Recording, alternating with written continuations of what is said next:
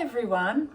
Well, today I'm going to make a hemp protein vegan walnut loaf as requested by a friend who had a piece of it a week or so ago. So she wanted me to do an instructional video on how I made it. Now, I did get the original recipe from Dr. Gundry's cookbook, and I just altered it a little bit and made it vegan and also added hemp protein to it. These are all the ingredients. So 6 tablespoons of arrowroot starch. So again, I prefer organic. So I'm going to be using the Lotus organic arrowroot powder. And 4 tablespoons of finely ground flaxseed. So again, I'm going to use the Ceres organic ground flaxseed. And 1 cup of diced walnuts. Now, I usually get my walnuts from the markets. So I've got a cup here of diced walnuts. Now, when I dice it, I just put it in like these bowls like this and just break it up like that into like smaller cubes, and then I put it back in there to measure it for an approximate cup. So that's how I do the diced walnuts. Now it also requires 2 tablespoons of tapioca starch, but I've got organic tapioca flour here, so I'll use that. Now it says half a teaspoon of iodized sea salt. I'm just going to be using some Celtic salt that I keep in a jar. 3/4 of a teaspoon of baking soda. I just use aluminium free, usually organic baking soda. So this one's chef's choice. Bicarb soda. So baking soda is another word in America for bicarb soda. Now it says 3 large omega-3 or pastured eggs or vegan eggs. Now, as it's already got your ground flaxseed in it, rather than doing a flax egg, I am doing Organ's vegan no egg replacer. So I used this last time. Now this is mostly lectin free as well. So it's got pretty good ingredients in it, which is just your potato starch, tapioca starch, some raising agent, which is calcium carbonate, acidity regulator, and a stabilizer. So I don't usually use this very often, but because it's already got so many ground flax seeds in it already, I'm gonna use this for the vegan egg replacement. With this, it says to add 1 teaspoon of the powder to 2 tablespoons of water per egg. Now, because there's 4 eggs required, so I've already made it up in, I like to use a mug to make up my vegan eggs. So I've already put in the powder and the water. So then I like to get a fork and just mix it around to make sure it's thoroughly stirred. And then I like to let it sit as well for a few minutes. So this one's actually frothed up a bit from just letting it sit.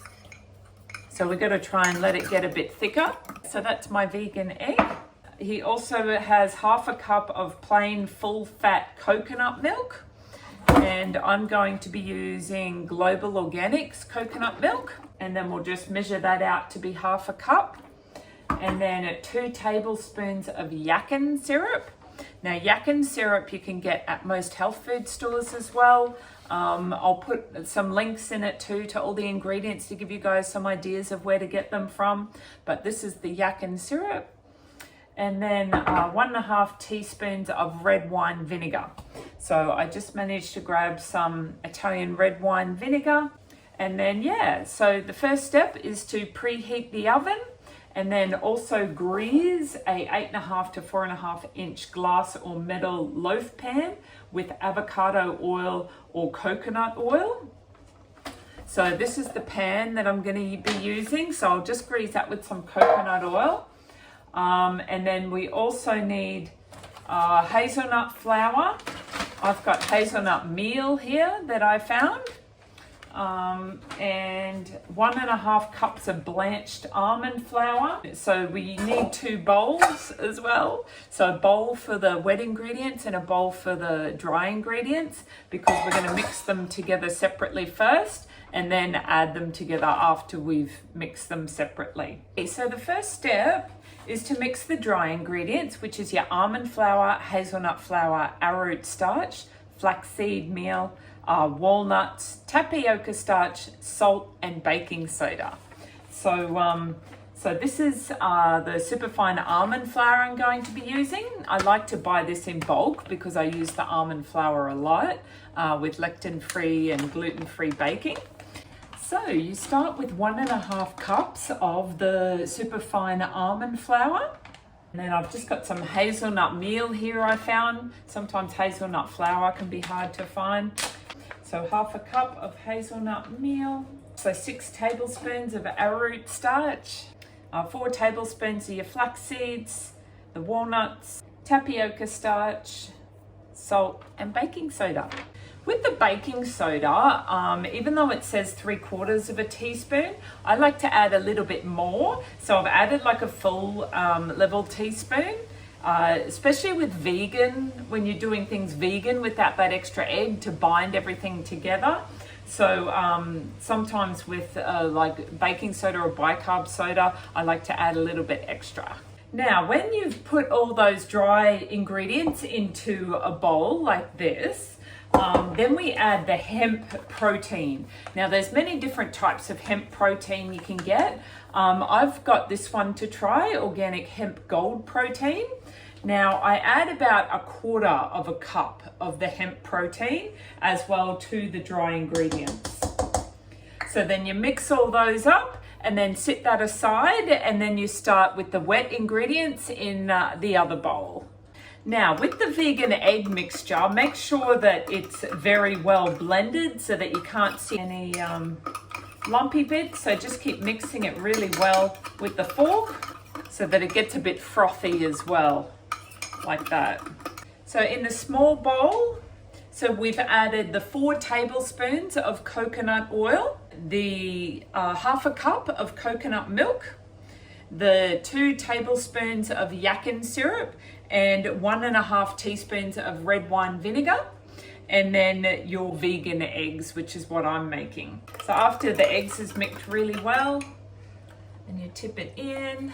So, and then you mix the wet ingredients together so that they're all well combined. After that, you just add the wet ingredients slowly to the dry ingredients while mixing it. Just make sure the dry ingredients also don't have any lumpy bits in it, that it's really well mixed too before you add the wet ingredients. It does say be careful not to over mix it. So apparently if you mix it too much, it will make the loaf really tough. So I like to mix it gently when you add them together, and just gently mix it until it's all well combined. Now it's going to absorb it. So as you can see, the wet ingredients is absorbing it pretty quick, but still just stir it gradually so that we don't over stir it. Okay, and you keep mixing like that until there's no more dry flour bits left. So I've got my tin all greased up with coconut oil, and then we pour it into that. We cook it for 40 to 45 minutes. Now I know last time I cooked it for 45, and then I checked on it after that to make sure it was a little bit brown on top. So that's what you need to look for, that it's a little bit brown on top. And then that's when you know it's done. You can also stick like a pin or a toothpick or something in it to test it as well. When that comes out clean, you'll know that it's cooked as well. Okay, so I've got the oven up to about 200 degrees Celsius, and this is our hemp protein vegan walnut loaf ready to go into the oven. Make sure the oven is preheated as well, and then set your timer for about 45 minutes. So when your timer goes off at about 45 minutes, just get the loaf out and check on it. Now this is our loaf.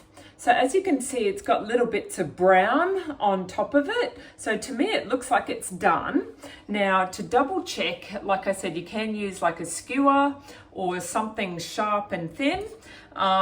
I usually use just a really thin knife that I might have in the drawer, and we just sort of pop it in the side, and if it comes out clean, it's done. So this one looks like it's done. I like to cut it up as well into portions and wrap them up and freeze it so that it lasts a lot longer, and you can take it into work or on a trip as a snack.